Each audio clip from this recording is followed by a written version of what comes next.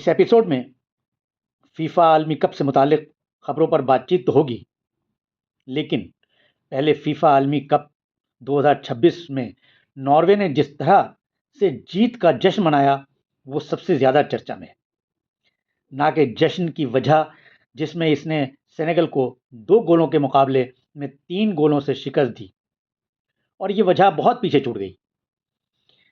جیت کے بعد ناروے کا ایک کھلاڑی ڈرم لے کر اسے گراؤنڈ میں بجاتا ہے، اور پھر کھلاڑی اور اسٹیڈیم میں موجود ناروے کے شائقین ڈرم کی تھاپ پر وائکنگ کشتی کی پتوار کے انداز میں بیٹھ کر اس کی نقل کرتے ہیں، اور یہ سب اتنی ترتیب سے ہوتا ہے کہ بے ساختہ تمام شائقین کو اچھا لگتا ہے۔ کشتی کی پتوار کو چلانے کے انداز میں ٹیم ورک، شجاعت اور برداشت کا مظاہرہ ہوتا ہے۔ ناروے کے لوگ صرف اسٹیڈیم میں نہیں کرتے، بلکہ امریکہ کے مشہور ٹائمز اسکوائر اور کئی جگہ اس کو دہراتے ہیں۔ ادھر ایک معروف ٹی وی پریزنٹر کو غلط خبر نشر کرنے پر مستعفی ہونا پڑا۔ عالمی کپ کے دوران جو خبر سب سے زیادہ بحث میں رہی وہ ہے ارجنٹائنا کے عالمی شہرت یافتہ فٹ بالر میسی کے والد کے انتقال کی جھوٹی خبر نشر کی گئی۔ معروف ٹی وی پریزنٹر فلورینسیا پینا نے معافی مانگنے کے بعد اپنے عہدے سے استعفیٰ دے دیا۔ غیر ملکی رپورٹس کے مطابق 51 سالہ ٹی وی میزبان فلورینسیا پینا ایک لائیو پروگرام کے دوران یہ دعویٰ کیا تھا کہ میسی کے والد کا اچانک انتقال ہو گیا ہے۔ پروگرام کے دوران انہوں نے کہا تھا کہ میں کوئی بری خبر دینا نہیں چاہتی، لیکن آپ کو بتانا پڑے گی کہ میسی کے والد ابھی انتقال کر گئے ہیں، یہ سب کچھ اچانک ہوا۔ دوسری خبر یہ ہے کہ مصر کے کوچ حسام حسن نے ٹیم کے سٹار فٹ بالر محمد صلاح کے ساتھ اختلافات کی خبروں کو مسترد کرتے ہوئے کہا کہ قومی ٹیم کے کیمپ میں سب کچھ معمول کے مطابق اور تمام کھلاڑی مکمل پیشہ ورانہ انداز میں اپنی ذمہ داریاں نبھا رہے ہیں۔ حسام حسن نے کہا کہ محمد صلاح کے لیے ٹیم کے لیے انتہائی اہم کھلاڑی ہیں۔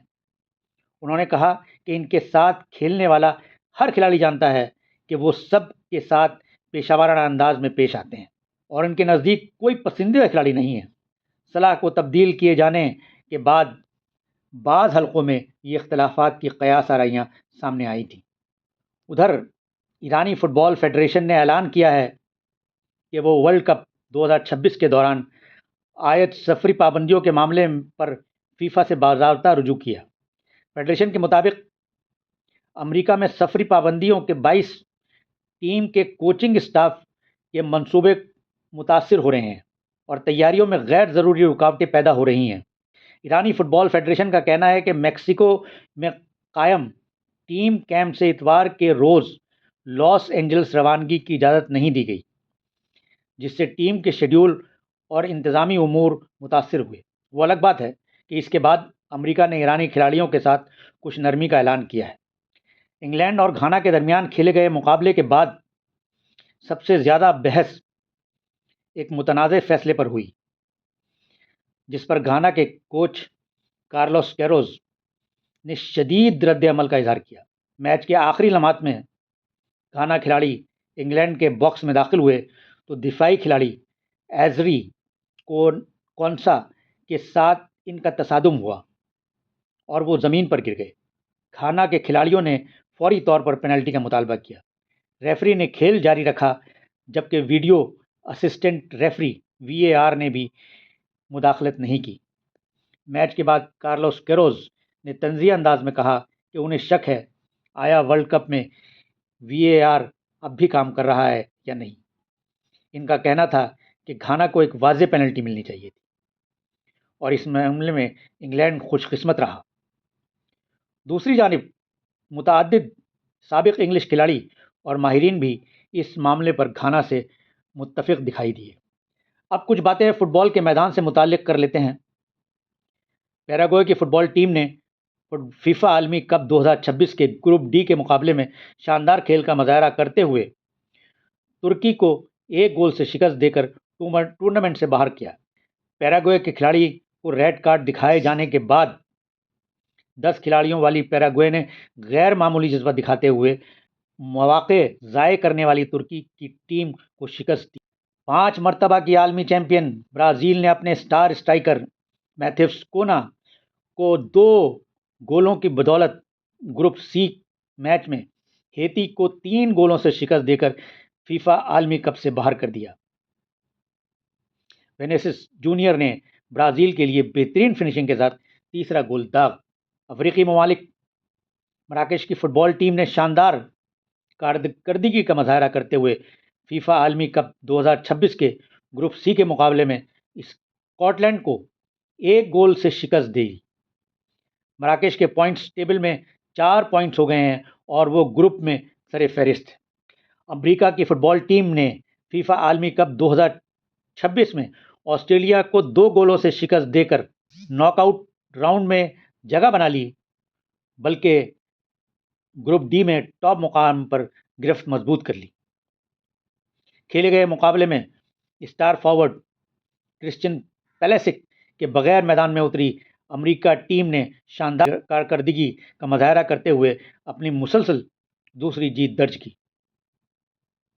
فیفا عالمی کپ 2026 میں کوراساؤ اور ایکواڈور کے درمیان کھیلا گیا گروپ ای کے مقابلہ گول کیپروں کی شاندار دفاع کی وجہ سے بغیر کسی گول کے ڈرا رہا۔ دونوں ٹیموں کے درمیان 1 پوائنٹ تقسیم کیا گیا۔ جاپان نے فیفا عالمی کپ 2026 کے گروپ ایک مقابلے میں تاریخی کارکردگی کا مظاہرہ کرتے ہوئے تیونس کو 0 کے مقابلے میں 4 گولوں سے شکست دی۔ اس شاندار جیت کے ساتھ جاپان ناک آؤٹ مرحلے کے کافی قریب پہنچ گیا ہے۔